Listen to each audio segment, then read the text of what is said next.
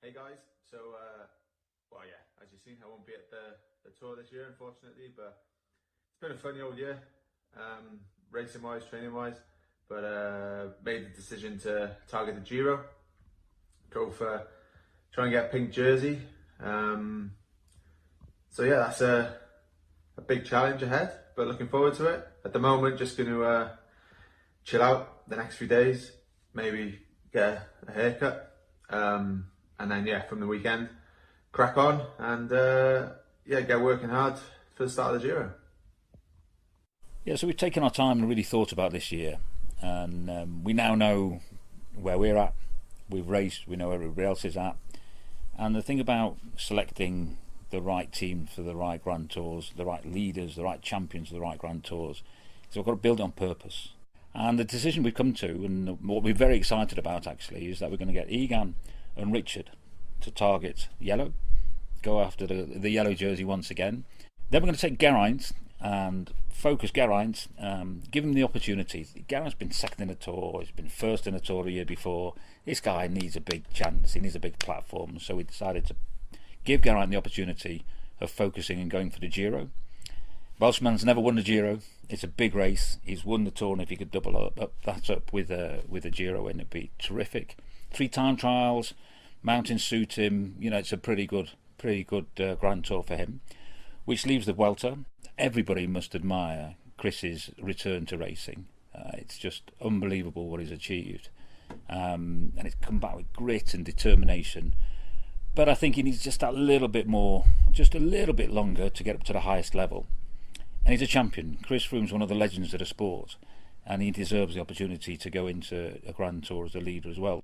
Egan's come into this race block, and he's done tremendously well. You know, he's won the first race, second and third, and was performing very, very well in the third race. And so he's deserved his position as the outright leader for the Tour. And we brought Richard in. We've got an idea. We think there's a combination there that we think works, and so Richard's excited about it. We're excited about it, and we want to really use those two guys together. And of course, we've got young Pavel, who's going to come into his first Tour de France. He's a big talent. He's got to go step by step, obviously, but on the other hand, we've seen some performances from him as we've returned to racing, which have been really impressive, and so we want to give him the opportunity, give him the experience, and take him into the Tour, really at the front end of the race, really. And then we've got a support group. Obviously, we've got our pretty robust, renowned engine room, and for the first time, we're bringing Andrey into the Tour with us. Great character, a lot of energy, robust, grit, rugged, determined, knows the sport inside out. So he's part of the engine room, as it were. Castro's been unbelievably good in this little last block. Very much, we know what he's all about, and he delivered.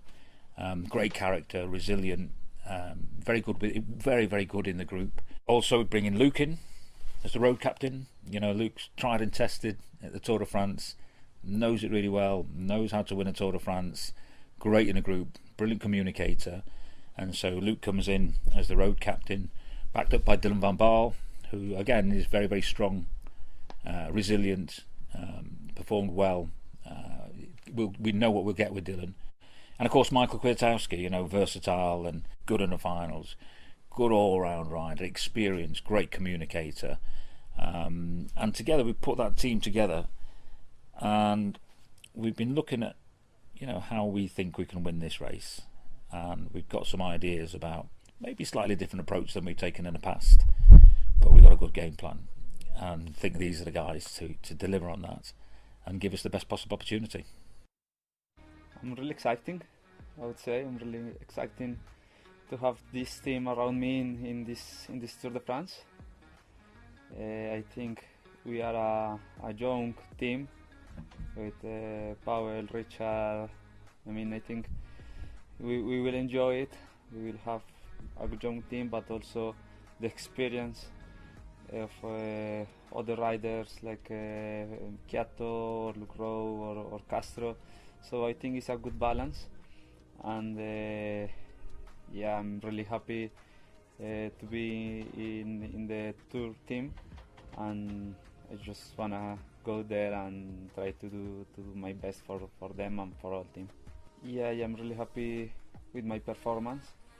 I think I did a good work in Colombia, so yeah, I'm really happy with my performance right now.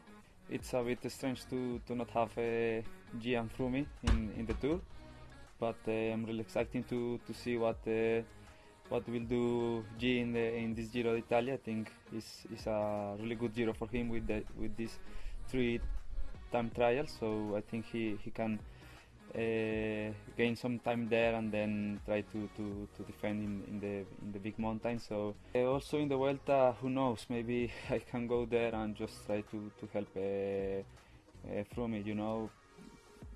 Now for sure I need to be focusing in the Tour, but after the Tour I have not plans yet, so it could be a good option. Feels like it's back to some sort of normality with the team and racing and everything, and it's nice to finally just have a firm plan in place and know exactly what I'm doing, and yeah, try and sort of get some sort of positive out of this year. In 2017 I was in great shape, kind of similar form to what I was in 18 when I won the Tour, and yeah, the Giro ended badly that year with a crash, and it's something that I've always wanted to go back to. Yeah, enjoy the racing there. I've always loved Italy, you know, the roads and the fans and, you know, the food, obviously. But yeah, it's just a race I've always sort of enjoyed anyway. Country I love to race, so yeah, I'm certainly looking forward to going back, and yeah, that's the plan now. It's definitely a readjustment for me, moving the goalposts from the Tour de France to the Vuelta a España. But I think, given where I've come from through the last year, I mean, I've had an incredible recovery from the big crash I had last year, and I'm in a very fortunate position to be back racing now already. But I'm not confident that I can really fulfill the necessary job that would be needed for me at this year's Tour de France. And I think it's a lot more realistic, targeting the Vuelta a España, and gives me a chance to really get stuck into something that's deliverable, really. Yeah, I mean, I think at the end of the day, I think people have to remember I'm coming back from a horrendous crash last year where I fractured a lot of bones in my body. The recovery is complete. I don't have any pain. I don't have any lingering issues. But certainly, I mean, that was a big knock to me, and I think still coming back to that full level of fitness at the moment. There's some pretty crucial steps in terms of moving my progression towards being able to win a race again, and hopefully that will all come together for the Vuelta a España. I mean, it's great for me now to have that clarity, to know that that will be my big goal for the season. And I really do just wish the team all the very best of luck for the month ahead. The racing's going to be brutal, but I have every faith in Egan and the team around him that they can deliver the result.